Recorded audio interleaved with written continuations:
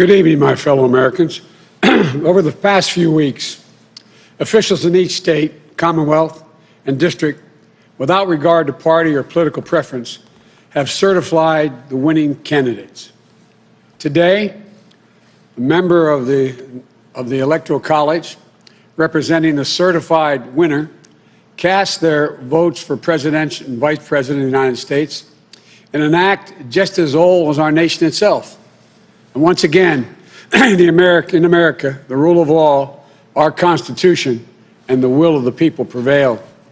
Our democracy pushed, tested, threatened, proved to be resilient, true, and strong. The Electoral College votes, which occurred today, reflect the fact that even in the face of a public health crisis unlike anything we've experienced in our lifetimes, the people voted. They voted in record numbers. More Americans voted this year than have ever voted in the history of the United States of America. Over 155 million Americans were determined to have their voices heard and their votes counted. And the start of this pandemic, this crisis, many were wondering how many Americans would actually vote at all. But those fears proved to be unfounded. We saw something very few predicted, even thought possible. The biggest voter turnout in the history of the United States of America. A number so big that this election now ranks as the clearest demonstration of the true will of the American people. One of the most amazing demonstrations of civic duty we've ever seen in our country. It should be celebrated, not attacked. More than 81 million of those votes were cast for me and Vice President-elect Harris. That, too, is a record. More than any ticket has received in the history of America. It represents a winning margin of more than 7 million votes over the number of votes cast for my opponent. Together, the Vice President-elect Harris and I earned 306 electoral votes, well exceeding the 270 electoral votes needed to secure victory. 306 electoral votes is the same number of electoral votes that Donald Trump and Vice President Pence received when they won in 2016. Excuse me. At the time, President Trump called the Electoral College tally a landslide. By his own standards, these numbers represented a clear victory then, and I respectfully suggest they do so now. If anyone didn't know before, they know now. What beats deep in the hearts of the American people is this: democracy. The right to be heard, to have your vote counted, to choose leaders of this nation, to govern ourselves. In America, politicians don't take power. People grant power to them. The flame of democracy was lit in this nation a long time ago. And we now know nothing, not even a pandemic or an abuse of power, can extinguish that flame. And as the people kept it aflame, so too did courageous state and local officials and election workers. American democracy works because America makes it work at a local level. One of the extraordinary things we saw this year was that everyday Americans, our friends and our neighbors, often volunteers, Democrats, Republicans, independents, demonstrating absolute courage. They showed a deep and unwavering faith in and a commitment to the law. They did their duty in the face of a pandemic. And then they could not and would not give credence to what they knew was not true. They knew this election was overseen by them, it was honest, it was free, and it was fair. They saw it with their own eyes, and they wouldn't be bullied into saying anything different. It was truly remarkable, because so many of these patriotic Americans are subject to so much, enormous political pressure, verbal abuse, and even threats of physical violence.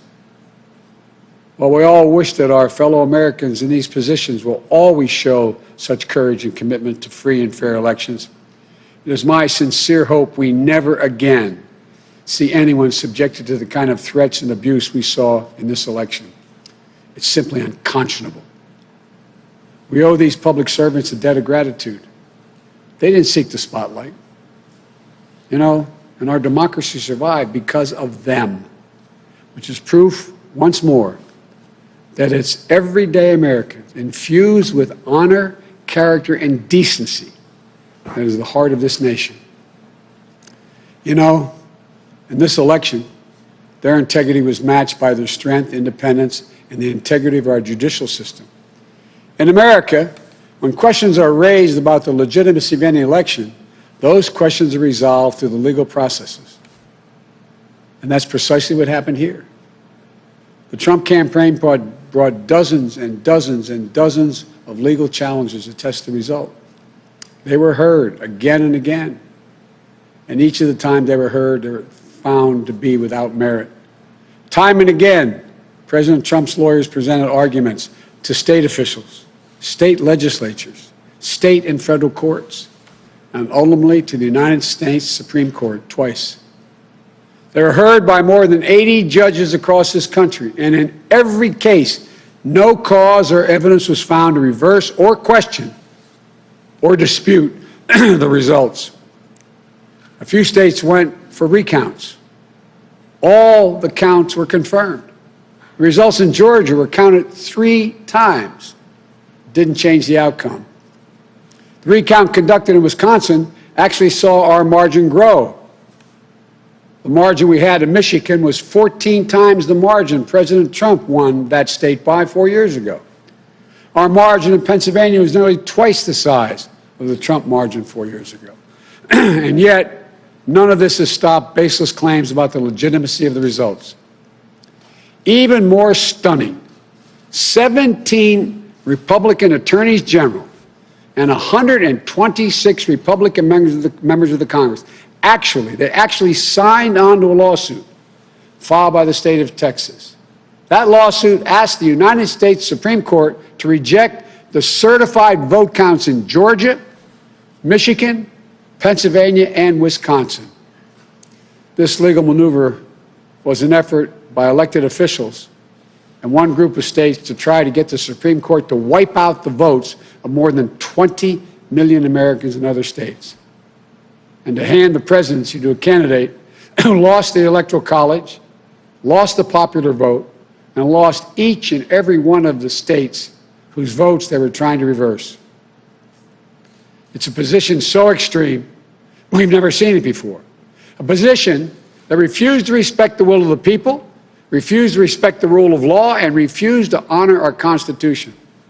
Thankfully, a unanimous Supreme Court immediately and completely rejected this effort. The court sent a clear signal to President Trump that there would be no part of an unprecedented assault on our democracy. Every single avenue was made available to President Trump to contest the results. He took full advantage of each and every one of those avenues. President Trump was denied no course of action he wanted to take. He took his case to Republican governors and Republican Secretary of State, as he criticized many of them, to Republican state legislatures, to Republican-appointed judges at every level. And in a case decided after the Supreme Court's latest rejection, a judge appointed by President Trump wrote, quote, "This court has allowed the plaintiff the chance to make his case, and he has lost on the merits," end of quote. Lost on the merits. Even President Trump's own cybersecurity chief, overseeing our elections, said it was the most secure election in American history, and summarily was let go. Let me say it again. His own cybersecurity chief, overseeing this election, said it was the most secure in American history. You know, respecting the will of the people is at the heart of our democracy, even when we find those results hard to accept. But that's the obligation of those who've taken on a sworn duty to uphold the Constitution. 4 years ago, when I was a sitting vice president of the United States, it was my responsibility to announce the tally of the Electoral College votes in the joint session of Congress that voted to elect Donald Trump. I did my job. And I'm pleased, but not surprised, by the number of my former Republican colleagues in the Senate who have acknowledged already the results of the Electoral College. I thank them, and I'm convinced we can work together for the good of the nation on many subjects. That's the duty owed to the people, to our Constitution, to our history. You know, in this battle for the soul of America, democracy prevailed. We, the people, voted. Faith in our institutions held. The integrity of our elections remains intact. And now it's time to turn the page, as we've done throughout our history, to unite, to heal. As I said in this campaign, I will be president for all Americans.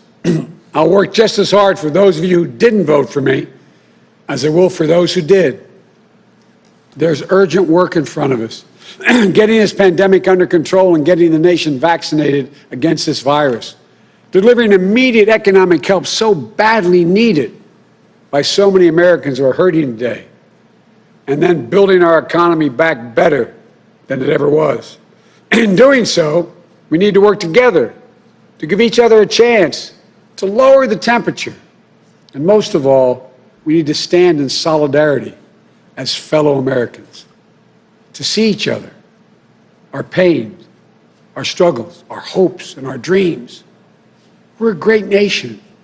We're good people. We may come from different places, hold different beliefs, but we share in common a love for this country, a belief in its limitless possibilities. For we, the United States of America, has always set the example for the world for a peaceful transition of power. We'll do so again. I know the task before us won't be easy. It's tempered by the pain so many of us are feeling. Today, our nation passed a grim milestone, 300,000 deaths due to this COVID virus. My heart goes out to each of you in this dark winter of the pandemic, about to spend the holidays and the new year with a black hole in your hearts, without the ones you loved at your side. My heart goes out to all of you who have fallen in hard times through no fault of your own, unable to sleep at night, staring at the ceiling, and weighed down by the worry of what tomorrow will bring for you, and equally important for your family. But we've faced difficult times before in our history. I know we'll get through this one, but together. That's how we get through it, together. So as we start the hard work to be done, may this moment give us the strength to rebuild this house of ours upon a rock that can never be washed away.